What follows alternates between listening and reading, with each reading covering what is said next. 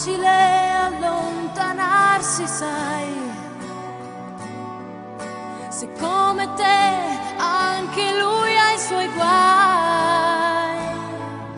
ma quando avrai bisogno sarà qui, un amico è così, non chiederà né il come né il perché, ti ascolterà e si batterà per te, e poi tranquillo ti sorriderà, un amico è così. E ricordati che finché tu vivrai, sei un amico e